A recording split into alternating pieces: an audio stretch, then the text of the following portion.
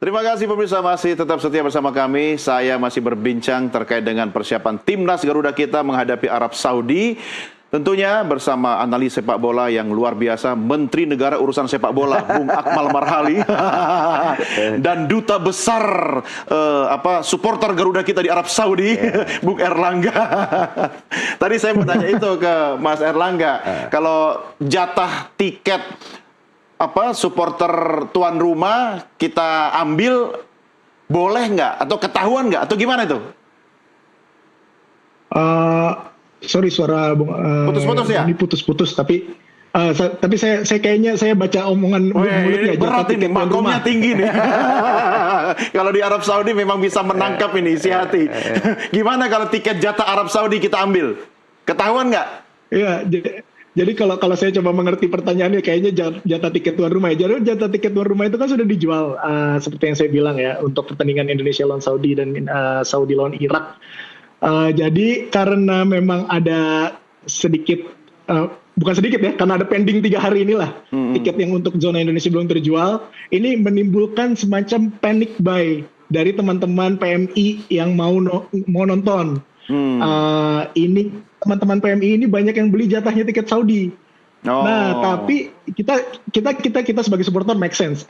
Ya udahlah, kalau FOMO, fear of missing out, silakan beli. Nah, nanti resikonya ditanggung belakangan. Cuman yang jadi permasalahannya, banyak yang menjual hal ini dengan scare tactic, beli tiket banyak, yang harganya paling murah tuh cuma 7 rial, dijual 50, Bang. Wah, itu yang masalah banget. Di sini tuh banyak banget calo orang Indonesia beli tiket Saudi dijual dengan 10 kali lipat dari harga normal. Ini yang coba kita edukasi di media sosial kita, di Garuda Saudi, di Instagram. Janganlah kalian beli tiket Saudi. Janganlah kalian beli dari calo. Tunggu aja sebentar, tiket dari yang Indonesia official akan dijual. Gitu. Kenapa? Karena berkaca dari September tahun lalu, kalau teman-teman itu beli tiketnya Saudi, nanti akan diusir security, dilarikan ke zonanya Indonesia. Alhasil di zona Indonesia itu, Bang, yang tadinya cuma 4.000, 5.000 orang, diisi 8.000 atau 6.000, itu tahun lalu jujur aja banyak sesama WNI gesek-gesekan di stadion. Ini kursi gua, ini kita disuruh security. Nah, ini yang kita mau hindarin sebenarnya di tahun ini. Kita coba, makanya mungkin salah satu alasan kenapa PSSI dari Bang Arya minta tambahan tiket mungkin antisipasi ini.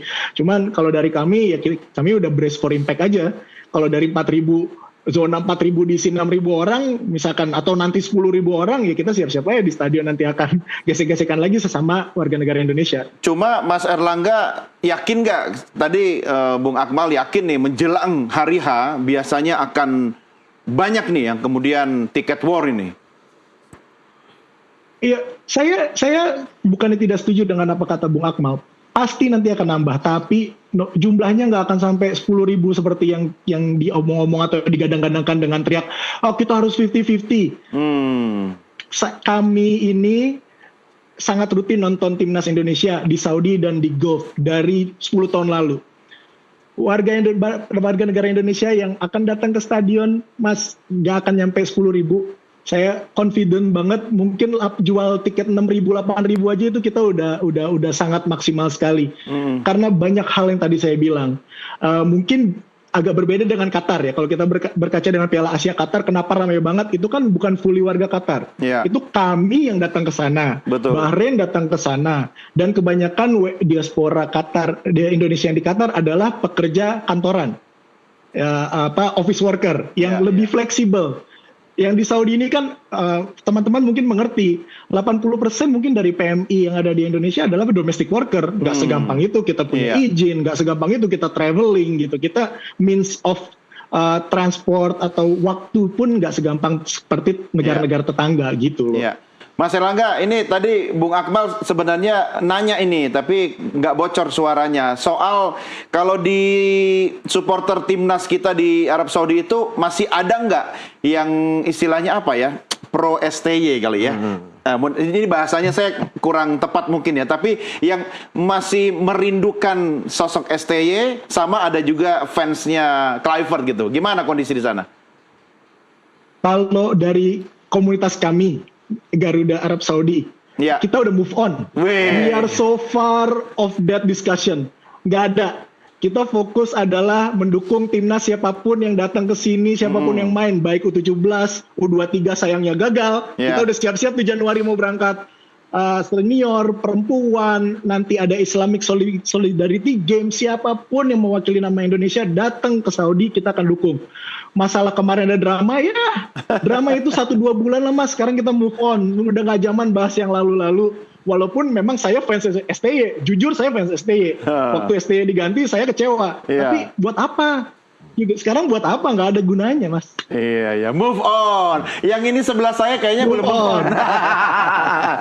Gimana? Ya, artinya kan ya di Saudi supporter sudah lebih terbuka kan. Siapapun pelatihnya, mereka akan memberikan dukungan gitu kan. Dan itu juga harusnya juga kita melakukan yang sama. Sekarang kan permasalahan adalah ekspektasi publik yang setinggi dengan kita di round 4 gitu kan. Tinggal selangkah lagi kita lolos ke Piala Dunia, ini pastinya menjadi menjadi PR berat buat Kluivert membawa beban ini. Apalagi lawan yang dihadapi langsung dua tim yang sangat luar biasa di Timur Tengah kan, ada Arab Saudi, ada Irak. Tapi kan Kluivert baru. Iya betul. Nah artinya kan gini, ada beberapa hal yang harus segera dibenahi. Masalah selama 2 uji coba kemarin Cina Taipei kita bisa menang telak gitu kan, tapi Cina Taipei kan levelnya Timor Leste dan Brunei Darussalam gitu. Tapi ketika kita lawan Lebanon dengan parkir bus, ternyata tim nasional kita tidak bisa mencetak gol. Artinya kalau kita mau lolos Piala Dunia kan tugasnya cuma satu, cetak gol lebih banyak dari lawan. Ya karena ini problem. Nah kita berharap dengan hadirnya Ole Romeni yang pulih dari cedera dan masuk dari 28 pemain, kita berharap bisa kemudian menjawab ekspektasi kita, termasuk hadirnya Mauro Ziltra, Emiliano Jonathan, pemain-pemain yang baru dihadirkan, pemain diaspora. Kita harap bisa menjawab harapan publik bahwa kita bisa setidaknya mengelawan dua tim yang sudah langganan Piala Dunia. Tapi minus Marcelino dan Miss Silgers gimana? Ini yang menarik. Ada misalnya ada Nadio juga yang biasa dibawa tidak disertakan. Yang lucu kemarin katanya ada pendapat bahwa Nadio ini penampilannya tidak dalam performa terbaik, tapi di liga sebenarnya. Apa indikatornya apa? Iya, inilah indikatornya yang saya pertanyakan karena timnya Borneo FC 5 kali main 5 kali menang, hanya kebobolan 2 gol. Ya kan berada sementara di puncak Borneo klasemen. kan peringkat 1. Nah, jadi kalau menurut saya kalau andaikan memilih antara Nadio dengan Hernando Ari gitu kan, dari segi performa Nadio masih di atas. Artinya kan ini pilihan subjektif seorang pelatih kiper. Tapi kita sudah hadir Martin Pas lagi yang kemarin tidak bisa ikut dalam laga uji coba. Sementara kita berharap dengan kiper utama kita si Audero Mulyadi yang tampil luar biasa, bahkan di Cremonese kemarin melakukan 9 penyelamatan dalam performa terbaik. Moga-moga dia bisa menjadi palang pintu terakhir yang menggagalkan Arab Saudi maupun Irak untuk bisa mencetak gol kita. Tapi yang menarik adalah ada 2 pemain yang sebenarnya performanya sedang bagus, seperti Pratama Arhan dan juga Asnawi Mangkualam di klubnya di Thailand. Tapi kemudian tidak dipanggil karena memang di posisi bek kanan dan bek kiri kita sangat penuh nih. Di bek kanan misalnya ada Kevin Dix gitu kan. Kemudian ada Sandy Walsh, ada juga Yakob Sayuri, ada juga Eliano Reder yang bisa ditaruh di bek kanan.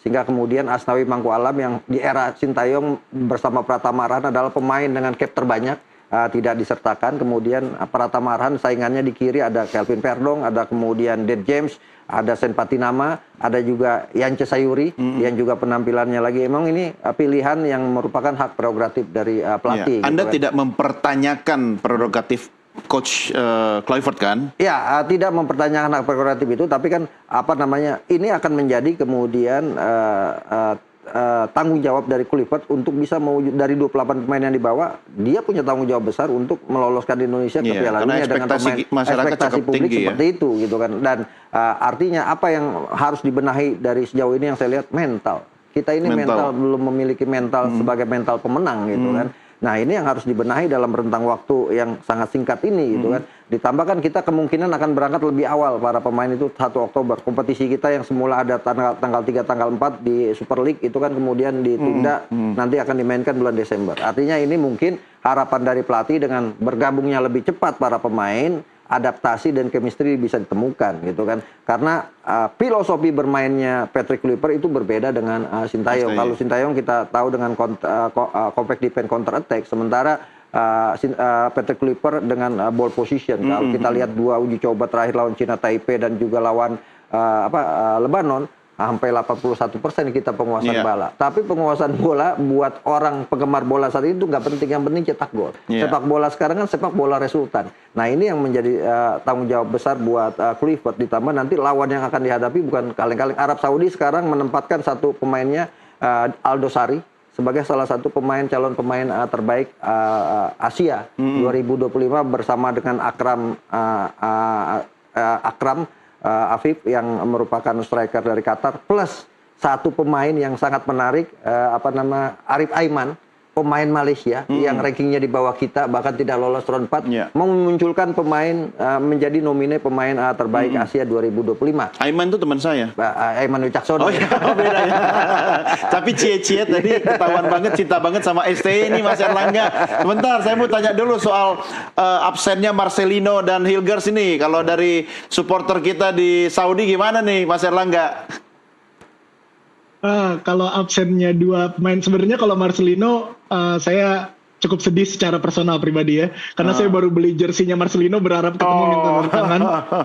Tapi kalau kita berdasarkan kita based on the fact aja ya, menurut saya pemanggilan tidak dipanggilnya Marcelino dan Messi Hilgers cukup fair, berdasarkan mereka nggak ada menit bermain di klub ya.